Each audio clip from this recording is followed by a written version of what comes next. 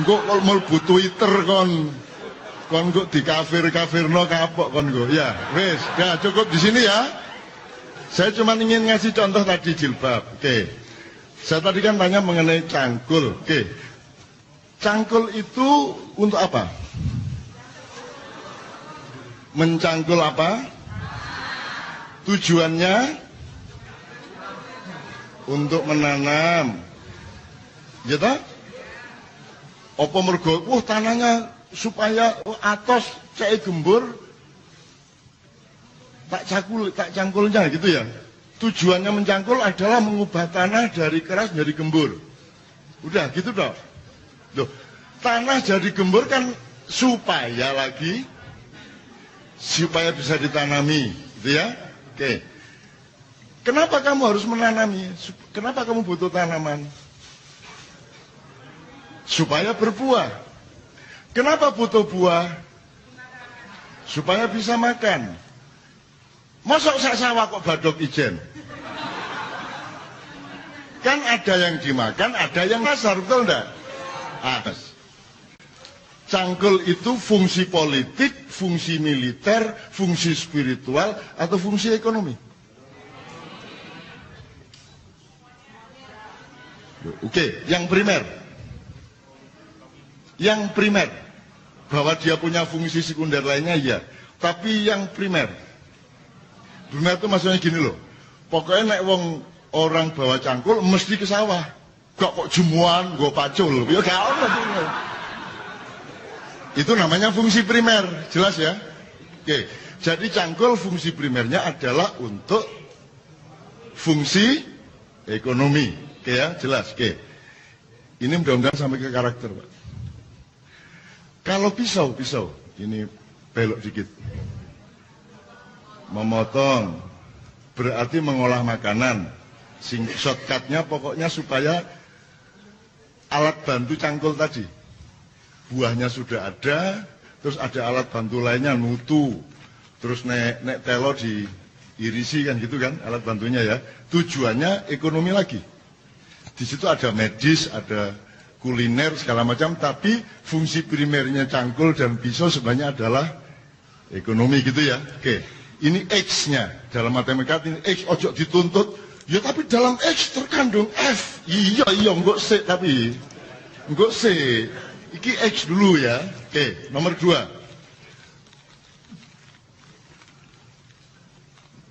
Cangkul sudah, tahu pedang? Dah, saya enggak tanya sudah ngelihat pedang betul apa? Dah, angel soalnya naik pedang boleh ya.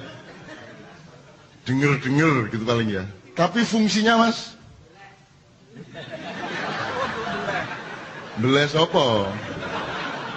Oke, pedang fungsinya apa? Ada orang senjata berarti fungsi apa? Kalau pakai sosiologi, ilmu sosial, fungsi ideologi kan latar belakangnya mas. Fungsi militer. Di balik militer, di kiri kanannya ada pertahanan, ada ideologi, ada harga diri bangsa, ada macam-macam. Tapi pokoknya yang akurat, yang primer adalah fungsi militer. Oke, terakhir. Untuk sesi yang ini, yang awal. Ngerti keris? Temen wis tau ndelok. Temen lo ya, oke enggak apa-apa, enggak pernah lihat kan enggak apa-apa. Nah, rara ndek keris dhewe tenang ae. Diselendiki bendino iku ya. Oke. Kalau keris fungsinya apa? Tadi cangkul fungsi ekonomi, pedang fungsi militer. Kalau apa jenenge? Keris fungsi apa? Ayo. Keris fungsi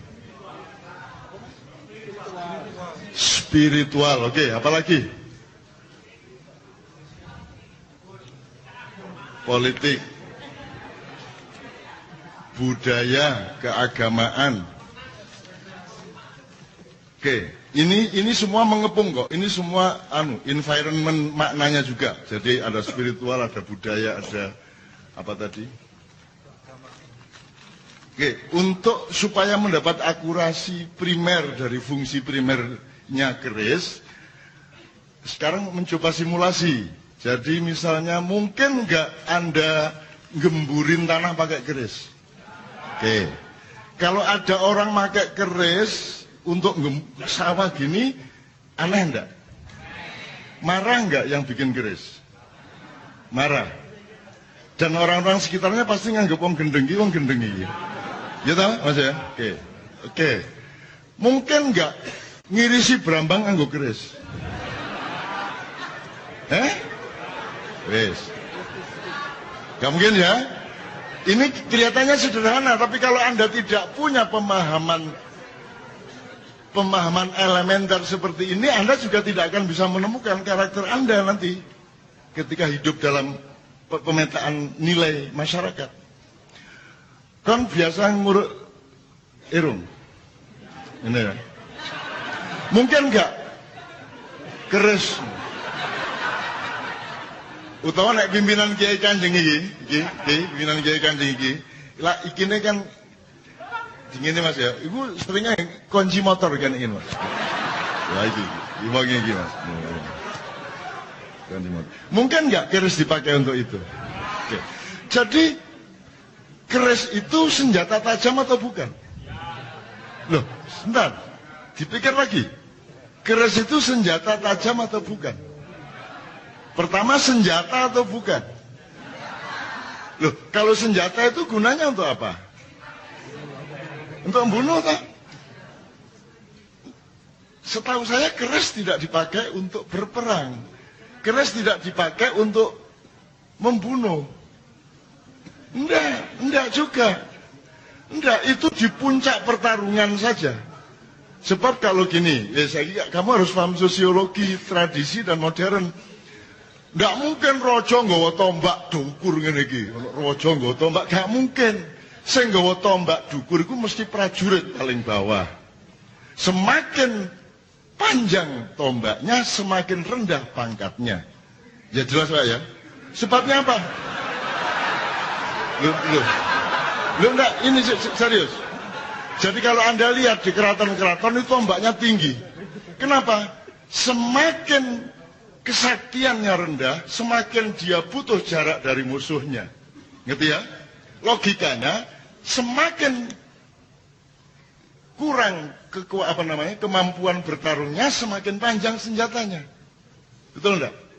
Karena dia butuh ayo musuhnya tiga anaknya ini. Jadi di dunia ini yang paling pengecut adalah pembikin rudal. Meriam, peluru jarak jauh. Mereka adalah orang-orang pengecut yang tidak satria. Jadi kita dulu punya karakter yang namanya kesatria. Kesatria itu nek gelot ya jep-jepan, gak Twitter.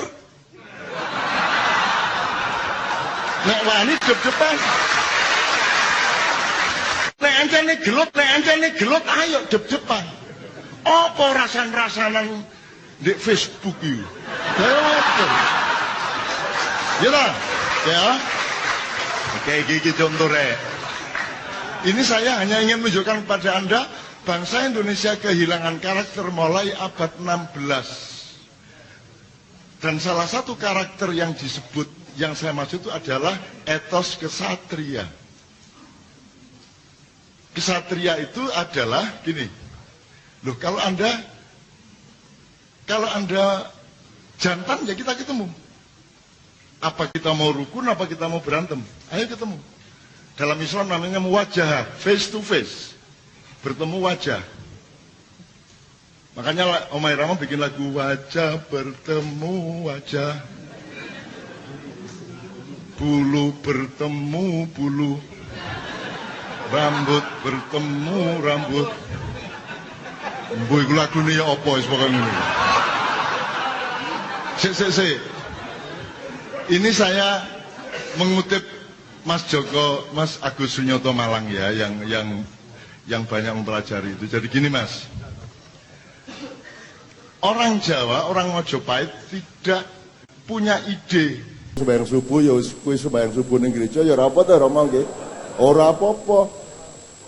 Tidak ada gereja, tidak ada masjid, yang ada itu fungsinya. Kata Tuhan, kata Rasulullah Muhammad SAW, dimanapun engkau bersujud, disitulah masjid. Begitu juga agama lain. Maka seluruh dunia ini kita jadikan masjid. Seluruh dunia ini oleh teman-teman kita dijadikan gereja, kan begitu. Di sawah pun engkau mengabdi kepada Allah, maka sawah itu menjadi gereja, kan begitu. Karena kita hidup ini dalam substansi dan esensi, gitu loh. Ambok kue kuplukan kaya ngopo, nek kue koruptor kan yo tetep kupluke kuwi meng ason-asonan kan gitu. Aku kuplukan ngene iki soalé ora ana sing gawe, Pak. Kae koruptor kae nek ketangkep kae lanjur kuplukan ireng ta nika. Jadi pokoknya anggere ana koruptor ketangkep mesti langsung kuplukan. Kuwi nyenengke tenan kuwi. Kuwi malaikat ki bingung lek ngrumuske piye iki. Terus nek wis diadili njur nggawa rosario nika lho, nggawa tasbih iku sing diono iki sing diitung ki apa to ya iki. Kuwi ngitung apa ora mudeng aku, tapi ora apa-apa lah Gusti Allah jan penggaweane dienggo cewek wong-wong kotor ngono kuwi kan itu. Oke, sebelumnya saya ingin teman-teman membawakan ini medley dari beberapa lagu Bapak-bapak Ibu sekalian. Jadi pada tahun 2008 Kiai Kanjeng diminta oleh kumpulan gereja-gereja Protestan, organisasi gereja Protestan se-negeri Belanda, kita diundang ke sana untuk keliling ke gereja-gereja Kristen, Katolik, sinagog-sinagog, masjid-masjid maupun tempat-tempat kebatinan, karena di Belanda juga banyak pos-pos kebatinan. Terutama orang-orang Jawa yang hidup di Suriname tidak pernah ke Jawa ning ngerti kebatinan. Tur bahasa Jawane wis gari sepotong-sepotong ngono iku. Tur nek wong Jawa ning ndi mesti raine preman kabeh. Dadi nek ketemu kowe Jawa, kowe apik, aku apik. Ngono iki kan. Wong Jawa ning ndi wis ngono kae mesti jakete ledhek. Mesti rambutnya kaya ngono kae. Wis mbok ora lahir ning Jawa tetep kelakuane kaya ngono kuwi. Mulane aja wani-wani karo wong Jawa. Wong aku iki curiga gek Yesus sih jane apa ya asli Yerusalem ya jan aku gek ya ana turunan Nabi Muhammad barang iki ya aneh kok. Wong Arab kok senengane topo. Ora ana ning donya iki sing seneng topo mung wong Jawa. Wong Nabi Muhammad iki ben-bengi munggah gua njur sila ngono kae iki sapa kuwi? Kuwi mesti ya sak garis karo Sunan Kalijaga karo sapa ngono kae. Jadi mungkin ya turunan Kebumen po, Sidoarjo po kan. Tapi kalau ngelihat riwayatnya dulu kan beliau turunan Ismail. Ismail itu putranya Siti Hajar. Siti Hajar itu ya istrinya Ibrahim yang disuplai dari luar Arab. Nah yang saya cari dari filologi seluruh dunia yang namanya Hajar yo angel Pak. Bahasa Swahili Hajar raono. Bahasa Arab Hajar itu watu. Orang mungkin cawe itu dijenenge watu. Bahasa Inggris nggak ada sing ono ning Jawa. Macem-macem tak.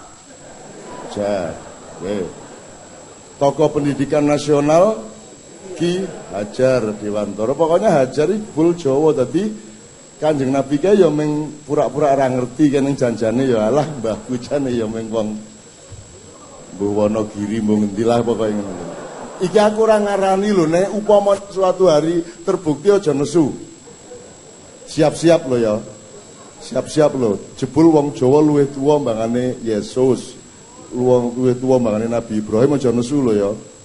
Wong delok bahasane we kaya ngono sugihe kok. Bahasa apapun tidak ada yang sekaya Indonesia Romo. Bahasa Jawa terutama. Sunda juga, Madura juga. Nanti marah Madura kalau tidak saya sebut. Jadi Jawa ki Masya Allah, Jawa ki Masya Allah. Tiba we nek ngene njungkep